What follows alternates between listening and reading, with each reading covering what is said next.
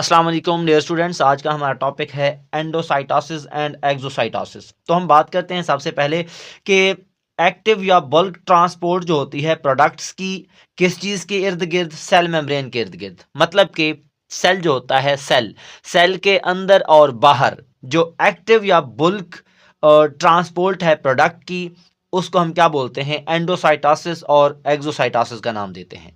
ये जो आपके पास एंडोसाइटोसिस या एक्सोसाइटोसिस है, ये इजाज़त देती है बड़े मालिक्यूल्स को, बैक्टीरिया को और वेस्ट मटेरियल को दैट कैन नॉट डिफ्यूज़, कि ये जो हैं ये डिफ्यूज़ नहीं कर सकते लिपिड बाई लेयर के, जो सेल मेम्ब्रेन की लिपिड बाई लेयर है ये उनको डिफ्यूज़ करके आर पार नहीं जा सकते। तो उनको मतलब कि इन मालिक्यूल्स को, इन बड़े मालिक्यूल्स या बैक्टीरिया वगैरह को, वेस्ट प्रोडक्ट को सेल के आर पार जाने के लिए जो चीज़ जो है इन्वॉल्व होती है, जो इजाज़त देती है, उसको हम नाम देते हैं एंडोसाइटोसिस और एक्सोसाइटोसिस का।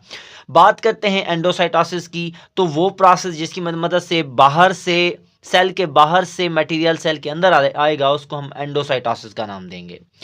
अब इसमें क्या होता है कि it forms a vesicle containing ingested material. मतलब जब सेल जो है वो किसी चीज़ को बाहर से अपने बॉडी के अंदर लेकर जाता है, तो जो सेल मेम्ब्रेन होती है वो मतलब कि क्या बना देती है, एक वेसिकल बना देती है, जो क्या करता है उस वेसिकल के अंदर वही इंजेस्टेड मटेरियल होगा जिसको इंजेस्ट किया गया है, जिसको सेल के अंदर लेकर जाया गया है। अब इसी तरह अगर हम बात करें कि जो एंडोसाइटोसिस है इसकी दो टाइप्स हैं, फैगोसाइटोसिस और पिनोसाइटोसिस। फैगोसाइटोसिस में सॉलिड पार्टिकल को सेल इनगल्फ करेगा, सेल बॉडी के अंदर लेकर जाएगा, और पिनोसाइटोसिस के अंदर जो है वो लिक्विड मटेरियल को बॉडी के अंदर लेकर जाया जाता है सेल के अंदर। अब फैगोसाइट्स या लिवर सेल्स जो होते हैं ये इंजेस्ट करते हैं, अंदर लेकर जाते हैं दूसरे सेल्स को या पार्टिकल्स को। इसी तरह अगर हम बात करें कि ये जो फैगोसाइट्स हैं जो सेल के जो किसी चीज़ को बॉडी के अंदर लेकर जा रहे हैं, वो अमेबा भी हो सकता है और वाइट ब्लड सेल्स भी हो सकते हैं। इसी तरह अगर बात करें कि हमारे पास कुछ स्पीशीज़ जैसे कि स्पॉन्ज और अमेबा जो हैं, ये जो आपके पास स्पीशीज़ हैं, इनके पास एक मेथड होता है, तरीकाकार होता है फीडिंग का, जिसको हम कहते हैं फैगोसाइटोसिस। अब इसमें क्या होता है कि एक्सटेंशन ऑफ साइटोप्लाज्म के उभार, जिनको हम क्या बोलते हैं, सीडोपोडिया का नाम देते हैं। वो जो सीडोपोडिया है ये अमेबा के अंदर होता है। अमेबा के अंदर सीडोपोडिया जो इस तरह की क्या बनाता है, ऐसे मेम्ब्रेन बना देता है, और जो वेसिकल होगी उसको या खुराक वगैरह को पकड़ लेगा, उसके इर्द गिर्द क्या बना देगा, मतलब कि इनक्लोज करके थैली बना देगा। इसी तरह अगर हम बात करें कि इट क्रिएट अ वैक्यूल, मतलब जब ये हो रहा होता है तो अब एक वैक्यूल बनता है, उसको हम फैगोसोम का भी नाम देते हैं। In the inside of the cell membrane की इनसाइड के अंदर देखें, जिस तरह आपके पास सेल मेम्ब्रेन है, यहाँ पर जो है सेल मेम्ब्रेन के साथ खुराक का पार्टिकल अटैच हुआ, तो ये यहाँ से दब गई और वेसिकल, मतलब कि वेसिकल या एक वैक्यूल बना दिया। ये आपके सामने वैक्यूल है। इसी तरह अगर हम बात करें इन हायर एनिमल्स, बड़े जानवरों के अंदर फैगोसाइटोसिस जो होती है वो प्राइमरली किस चीज़ के लिए इस्तेमाल होती है, डिफेंस मैकेनिज्म। मतलब कि कोई भी इन्फेक्शन या एंटीजन सेल के अंदर जब आता है तो बड़े जानवरों के अंदर वो मतलब कि ये चीज़ें जो हैं इनको पकड़ लिया जाता है, किस प्रोसेस की मदद से, एंडोसाइटोसिस के प्रोसेस की मदद से।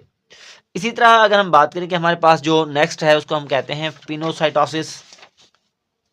इसको हम क्या नाम देते हैं, drinking process of the cell का वो प्रोसेस जिसकी मदद से सेल ड्रिंक करता है, पी जाता है किसी चीज़ को। It is found in plant, ये पौधों और जानवर के सेल में पाए जाते हैं। इस प्रोसेस की मदद से सेल जो है वो टेक करता है न्यूट्रिएंट्स को, जिनमें आइंस हो गए, इंजाइम्स हो गए, हार्मोन्स हो गए, इन तमाम चीज़ों को सेल जो है वो क्या कर लेता है, अपने अंदर जो है वो इनगल्फ कर लेता है। इसी तरह बात करें कि सेल मेम्ब्रेन जो है इन्वेजिनेट करती है बिफोर बडिंग ऑफ, मतलब कि वेसिकल बनने से पहले सेल मेम्ब्रेन जो थी वो इन्वेजिनेट करेगी जब तब एक वेसिकल बनेगा, उसको हम क्या बोलेंगे, पिनोसोम का नाम देंगे। इसी तरह अगर हम बात करें कि हमारे पास यहाँ पर देख सकते हैं, अगर लार्ज पार्टिकल सॉलिड पार्टिकल को लिया जा रहा है तो ये फैगोसाइटोसिस का प्रोसेस होगा। अगर लिक्विड मटेरियल को लिया जा रहा है तो ये क्या होगा, पिनोसाइटोसिस का प्रोसेस होगा। इसी तरह सेल अपनी बॉडी के अंदर से बाहर चीज़ें किस तरह जो है वो खारिज करता है, तो उसको हम कहते हैं एक्सोसाइटोसिस। तो वो प्रोसेस जिसमें ट्रांसफ़र होता है मटेरियल को कि कहाँ से सेल के अंदरूनी हिस्सों से बाहर की तरफ, उसको हम एक्सोसाइटोसिस का नाम देते हैं। ये एक एक्टिव ट्रांसपोर्ट है। इसमें वेसिकल जो हैं वो पैक होती हैं सेल के अंदर और ट्रांसपोर्ट की जाती हैं सेल की मेम्ब्रेन तक। उसके बाद सेल की मेम्ब्रेन जो है उसके अंदर फास्फोलिपिड बाइलेयर होती है, तो वो आपके पास जो वेसिकल्स होते हैं उसके साथ जाकर फ्यूज़ अप हो जाती हैं। उसके बाद ये इजाज़त देती है कि मतलब कि जो एक्सोसाइटोसिस है ये इजाज़त देगी कंटेंट्स को मटेरियल को, ताकि वो सेल की बॉडी से बाहर रिलीज़ हो जाएं या खारिज कर दिए जाएं। इसी तरह अगर हम बात करें कि एक्सोसाइटोसिस जो है वो इस्तेमाल होती है बहुत सारे बॉडी के एरियाज़ के अंदर, जैसे कि न्यूरोट्रांसमीटर।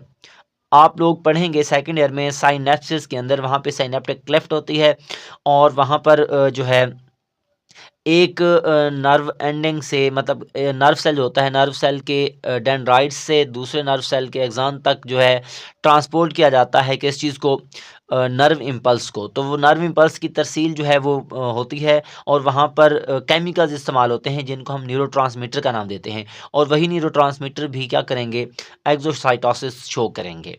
इसी तरह जो स्वीट ग्लैंड हैं वो सेक्रेशन खारिज करते हैं, वो भी किस चीज़ की एग्जांपल है, एक्सोसाइटोसिस की। तो इसको अगर हम डायग्रामेटिकली देखें, ये देखें, ये आपके पास डायग्राम बनी हुई है, ये एक्सोसाइटोसिस का प्रोसेस है। इसमें सेल के अंदर जो न्यूली फॉर्म वेसिकल, ये सबसे पहले वेसिकल बनेगी। उसके बाद ये वेसिकल, इसके अंदर क्या है, वेस्ट मौजूद है। ये वेसिकल फिर सेल की मेम्ब्रेन के साथ फ्यूज़ कर जाती है। उसके बाद यहाँ से क्या किया जाता है, वेस्ट को सेल के बाहर रिमूव कर दिया जाता है, रिलीज़ कर दिया जाता है। तो सेल की बॉडी से बाहर चीज़ें जा रही हैं तो ये एक्सोसाइटोसिस है। अगर अंदर चीज़ें आएंगी तो वो क्या होगा, एंडोसाइटोसिस होगा।